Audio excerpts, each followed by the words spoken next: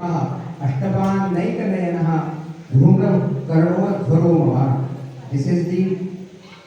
This shloka explicits the definition of form of imprisonment. The first of all, the basic things we will discuss. The first is there is Chaturdrashta Chaturmukha. This Vyas Maharshi discussed here. Vyas Maharshi narrated the four heads of this imprisonment penal system. What are the four heads? And the imprisonment is not a human being, as it will be having some legs and hands and all the forms of the senses and all. So how to understand it according to this? So Chaturmukha, which means that who will be having four faces. What are those four faces? In Mahabharata, the four faces are like Manabhanga, Dhanaharanam, Angavaikalyam, Pranavyapara. According to the modern IPC section, there are 6, but this first is death penalty. One is simple imprisonment, one is rigorous imprisonment, and one is fine, which we can one by one we will be discussing here. First of all, there are rigorous imprisonment and the simple imprisonment. These two sections will come under the Angavaikalya. Today, what is the difference between today's Indian constitution and the Mahabharata era's constitution is like today we don't have Angavaikalya. Today no one, if someone is doing crime, old time in the Mahabharata era, those people used to cut the hands and all. Today we can't do that. But today, what is that Angavaikalya according to the modern Indian constitution is rigorous imprisonment and the simple imprisonment. Rigorous imprisonment means hard labor. If someone is hard labor, and simple imprisonment is lesser. That man will not have some hard severe labor work. That will come under Manabhyapa, and death penalty, Pranavyapara means that according to the crime. It is like what is the intensity of your crime. There would be, the judgment will be there by the court, honorable court. The Pranavyapara death penalty is apparently we can understand that.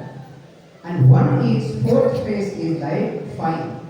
Fine means like suppose someone is doing some crime or something, there will be fine for spitting on the roads and all. Anyhow, we don't follow that, it is a different situation, but there is a fine. So these four phases are the imprisonment. Now we will understand one more point is, what are the 8 legs of imprisonment? How I have a question. What happens if IPC not get implemented? Yeah, I will be coming to that point. Okay, I was taking this point after this point, but first of all I will go to the Guruji's point that what happens if we don't follow the imprisonment? If there is no Indian IPC section, is there no Indian penal system or judicial crime system, what will happen? So there is a shloka in Mahabharata that Vishwaglopa pravarteka bhiteram sarvasetavaha mamakarana prajamihu yadi dandona palaya. Meaning is, if there is no imprisonment, if there is no fear of imprisonment, then what will happen? Vishwaglopa, there will be the lack of dharma, there will be lack of responsibilities, do and don'ts. Vishwaglopa pravarteka bhiteram sarvasetavaha. What will happen? Like no one will. There will be the whole in the city. We will not follow the do's and don'ts. Everything will be broken. Mamakarana prajani. You know what is the main street? What is the main motto of understanding it, accepting imprisonment? IPC is Mamakarana prajani. Today we can say this is my house. This is my book. This is my land. This is my farm. We can say because of there is a fear, there is an imprisonment. Otherwise, if there is no, there are so many examples we can understand. Afghanistan, Pakistan. In recently, the incidents happen in those countries. The people they ran away who have built their whole empire on that countries. They ran away from the country because of there was no imprisonment, there was no government. So Mahatma Pradhan, we can today we can see, I can understand that.